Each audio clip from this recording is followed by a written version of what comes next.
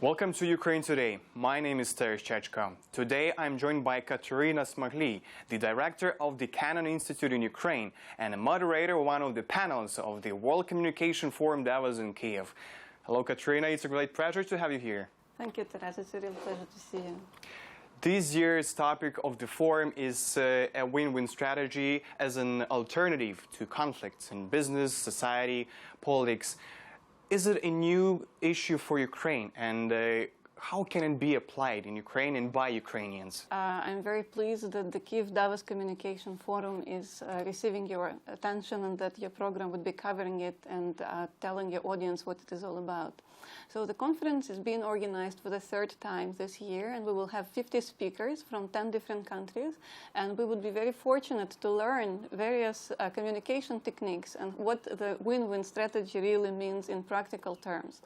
I believe that today's conference and today's forum is extremely important because, as you well know, the world is getting more complicated, and many international observers point that the year 2016 had been one of the most problematic and most conflict-ridden of the all years that preceded. If we look at the events in the global arena, we will see that it is indeed the case, because in addition to the war in Ukraine and Russia, in addition to the conflict in Syria, which is increasing the conflict with refugees in Europe, which is a very keen problem nowadays for European and EU leaders, the coup d'etat in Turkey, the terrorist attack in Nice, all these events together, also followed by the upcoming presidential elections in the United States, demonstrate that the world probably needs to reacquire and to relearn the new communication strategies, because quite often people who sit at the negotiation table, they do not understand each other. And that is wonderful that we will have speakers who represent various social groups and various professional groups. We will have people from the international organizations, we will have people from business, from parliaments, from governments, from international governments, and as a forum, it would probably bring us a very good platform to see what are those win-win strategies nowadays and how they can be applied. So here is like a logical question about the win-win strategy. How can it be used by the Ukrainian authorities in the context of the war in eastern Ukraine, and especially in dealing with our northern neighbor, I mean Russia? Yeah, as you pointed, I would be the one to moderate the opening panel of the conference, which would be focused solely on this issue. And I'm very pleased and honored that my panel will really have stellar speakers.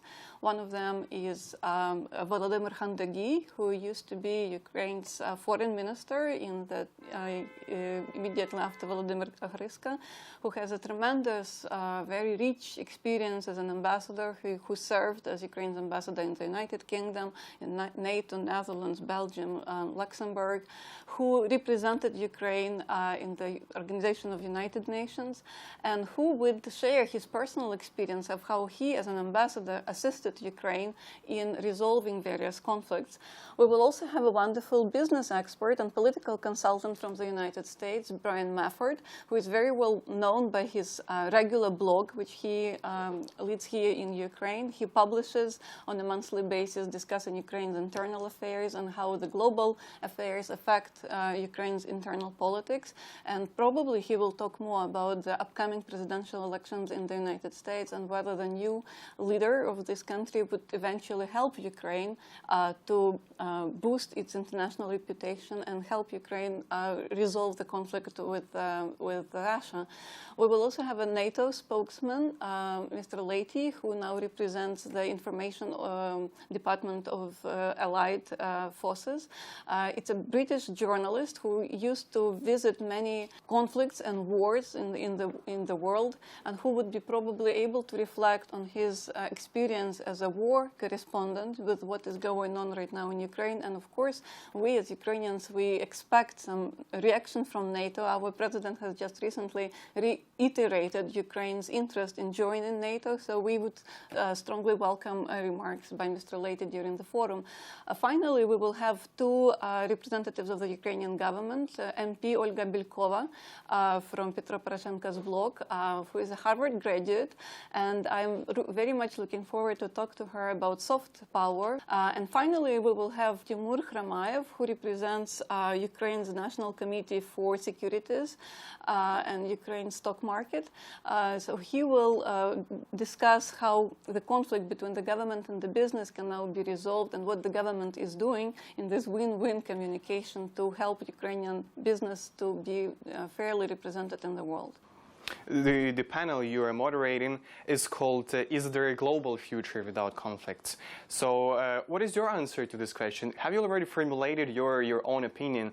Is it really possible? I mean, like, of course it's a discussion, but in general, this idea should always be on agenda, on world's agenda, on Ukrainian agenda.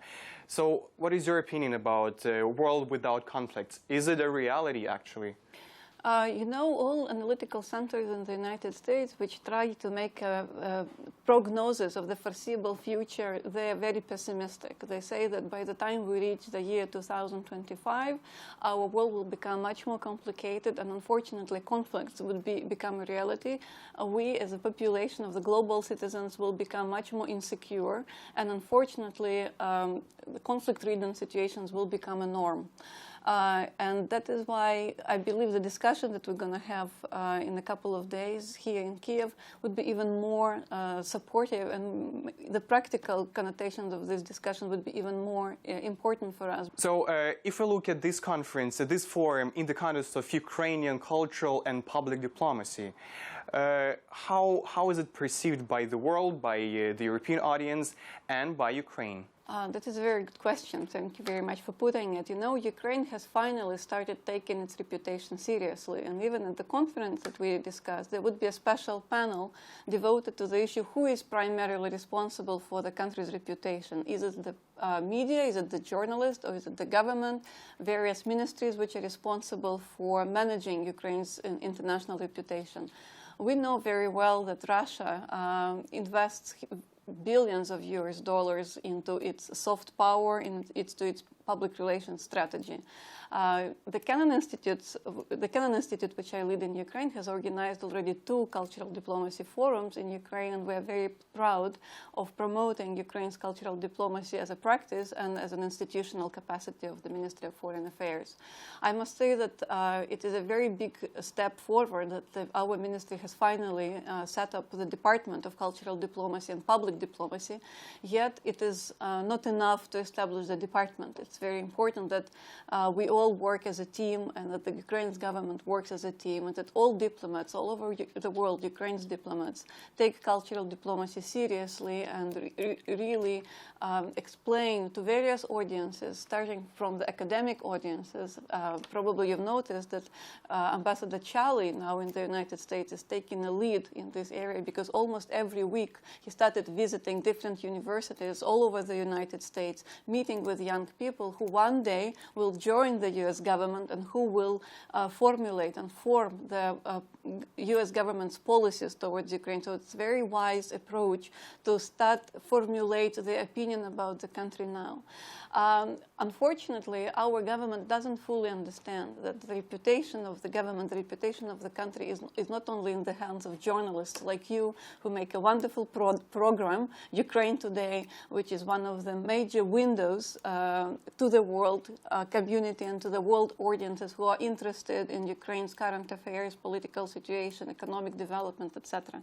I believe that our government and those in power should look much more seriously into the issues of corruption, into the areas that are still unreformed, and the problems which are still present in the procuracy. Because unless the problem of corruption is being resolved, no public relations agency, no state media channel would be able to kind of create a different reality, create a positive reality about the country for the international observers. Because we already seen that this type of propaganda doesn't work. Even the Russian example demonstrates that no matter how much money you invest in your media, the world will know the truth, because the truth these days is very difficult to hide. But still, our cultural diplomacy shows some inefficiency, sometimes shows some inefficiency. What is the main challenges that our cultural and public diplomacy cannot be fully used and cannot be fully employed as we, the citizens of Ukraine, would like to? Well, the cultural diplomacy starts with a cultural product. And unfortunately, we all know Ukraine in the last 25 years has not produced that many cultural products which can be easily kind of transplanted, easily demonstrated to the international community. When we've just started looking what kind of cultural products have been created over the last 25 years, we realized that, first of all, what Ukraine lacks the most is books in English, which would be interesting for international readers. On the eve of the Dutch referendum in April, the Kennan Institute has organized an art exhibit devoted to Maidan, the art of Maidan, and we visited a number of bookstores in Amsterdam, and unfortunately in none of those bookstores we could find a well-written history of Ukraine, written by a Ukrainian historian. All those books which have been on sale were produced by Western historians, either from diaspora groups or local historians, and it is a shame that after 25 years of Ukraine's independence, which had produced a great number of historians and scholars who have been on scholarships abroad, under Fulbright and the Moscow fellowships, etc., that we still do not have a cohort of Ukrainian historians who would, kind of promote our history and our culture in a very, I would even say, aggressive way, because unless you become a very strong advocate of your own interest, of your own cultural product, no one in the world will do this job for you. So that is a big task for Ukraine's cultural organizations and cultural groups, but also the task for the government, which should understand that it's time to invest and finally use the great potential that Ukraine's culture has internationally to improve Ukraine's not only image, but also the knowledge of our partners overseas about Ukraine. Thank you for sharing your point of view, and I hope that Ukrainian culture, Ukrainian cultural policy will become more efficient, will become more vivid for the world, and our things will get better.